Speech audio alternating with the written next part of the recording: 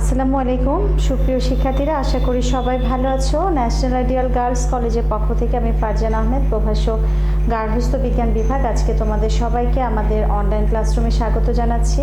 প্রিয় শিক্ষার্থীরা, আমাদের আজকের আলোচ্য বিষয় ভিটামিন ই এবং ভিটামিন কে।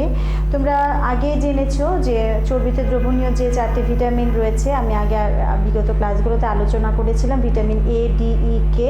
আজকে আমরা বাকি দুইটা ভিটামিন ই এবং ভিটামিন কে নিয়ে আলোচনা করব। অবশ্যই বোর্ডের দিকে সবাই মনোযোগী হবে।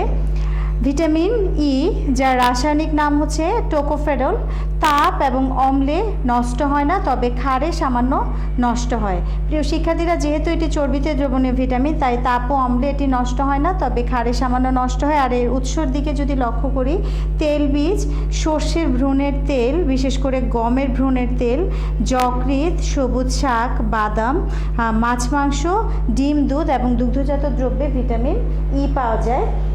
ভিটামিন ই এর কাজগুলোর দিকে লক্ষ্য করো প্রিয় শিক্ষার্থীরা। ভিটামিন ই এর অন্যতম কাজ কিন্তু প্রাণীর যে বংশবৃদ্ধির যে ক্ষমতা বা বংশ ধারণ করার যে ক্ষমতা, যাকে আমরা প্রজনন ক্ষমতা বলে থাকি, প্রজনন ক্ষমতা রক্ষা করা ভিটামিন ই এর অন্যতম কাজ। এবং এর সঙ্গে জড়িত যেসব অঙ্গ প্রত্যঙ্গ, প্রজনন তন্ত্র, এদের সুস্থতা রক্ষায় ভিটামিন ই কিন্তু গুরুত্বপূর্ণ ভূমিকা পালন করে। ভিটামিন এ ও ক্যারোটিনকে জারণের হাত থেকে রক্ষা করা ভিটামিন ই এর কাজ। লোহিত রক্তকণিকাকে জারণের হাত থেকে রক্ষা করা ভিটামিন ই এর কাজ। গর্ভাবস্থায় ভ্রূণের বৃদ্ধিতে সহায়তা করে, জননাঙ্গের বৃদ্ধি ও স্বাভাবিক ক্ষমতা বজায় রাখে, নারী পুরুষের বন্ধ্যাত্ব প্রতিরোধ করে। যেহেতু এই ভিটামিন ই নারী পুরুষের যে প্রজনন ক্ষমতা, এই সংক্রান্ত যাবতীয় কাজ নিয়ন্ত্রণ করে, প্রজনন অঙ্গের গঠন, স্বাভাবিক কার্যকলাপ নিয়ন্ত্রণ রাখতে সহায়তা করে, স্বাভাবিক কার্যকলাপ যাতে ব্যাহত না হয় সেটাও অন্যতম কাজ ভিটামিন ই এর। তাই ভিটামিন ই এর অভাবে কিন্তু বন্ধ্যাত্ব সমস্যা হতে পারে। আর নারী পুরুষের বন্ধ্যাত্ব প্রতিরোধ করে ভিটামিন ই এর কাজ।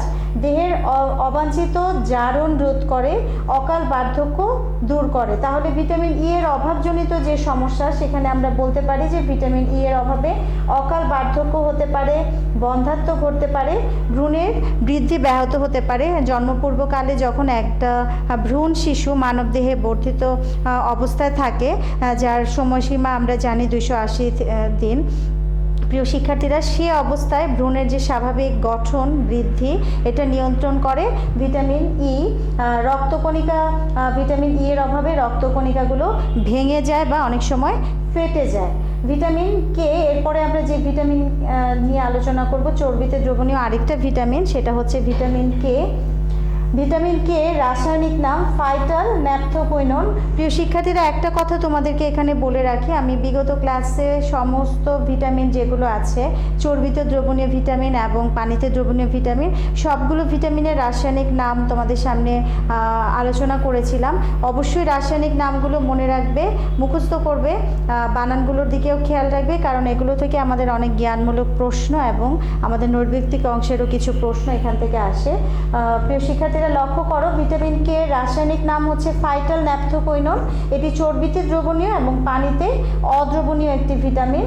ভিটামিন কে এর উৎসের দিকে যদি দেখি আমরা, তাহলে কি দেখতে পাই? ডিমের কুসুম, সবুজ শাকসবজি, বিশেষ করে ব্রোকলি, বাঁধাকপি, শিম, পালং শাক, এই জাতীয় সবুজ বর্ণের যে বা পীত বর্ণের যে শাকসবজিগুলো আছে, সেগুলো কিন্তু ভিটামিন কে এর খুব ভালো উৎস।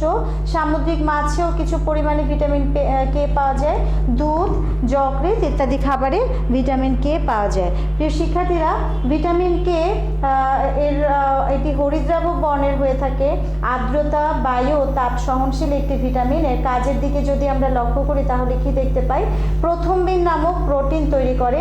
তোমরা জানো, প্রথমবিন নামক যে প্রোটিন মানবদেহে উৎপন্ন হয়, ভিটামিন কে এর উৎপাদনে সহায়তা করে। প্রথমবিনের অন্যতম কাজ হচ্ছে কোনো স্থান কেটে গেলে যে রক্তক্ষরণ হয়, সেই রক্তক্ষরণ বন্ধ হয়ে আবার নতুন করে রক্ত জমাট বাঁধতে সহায়তা করে ভিটামিন কে, বিশেষ করে প্রথম দিন পিত্তের স্বাভাবিক প্রবাহ নিয়ন্ত্রণ করে, যকৃতের স্বাভাবিক কার্যকলাপ রক্ষা করে ভিটামিন কে। তো প্রিয় শিক্ষার্থীরা, আমরা ভিটামিন কে এর অভাবজনিত সমস্যার দিকে যদি লক্ষ্য করি তাহলে কি দেখতে পাই, যেহেতু এর অন্যতম কাজ হচ্ছে প্রথমদিন নামক প্রোটিন তৈরি করা, যা দেহে রক্ত জমাট বাঁধতে সহায়তা করে, সুতরাং দেহে যখন ভিটামিন কে এর ঘাটতি হয় তখন কিন্তু রক্ত জমাট বাঁধে না, এবং সেক্ষেত্রে কি হয়, অল্প আঘাতে যখন কেটে যায় কোনো স্থান সহজে কিন্তু রক্তক্ষরণ বন্ধ হয় না, এবং ব্যাপারটি খুবই গুরুতর অবস্থায় চলে গেলে এমনকি প্রাণীর মৃত্যু পর্যন্ত ঘটতে পারে।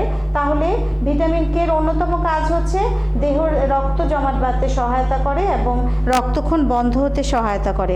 তো প্রিয় শিক্ষার্থীরা, আজকে আমরা দুইটা ভিটামিন ই এবং ভিটামিন কে, চর্বিতে দ্রবণীয় এই দুইটা ভিটামিন, মোট 4টি ভিটামিন চর্বিতে দ্রবণীয়, তোমরা জানো ভিটামিন এ, ডি, ই, কে। আজকের এই আলোচনার সঙ্গে সঙ্গে আমাদের চর্বিতে দ্রবণীয় ভিটামিন সমূহ নিয়ে আলোচনা শেষ হয়ে গেল।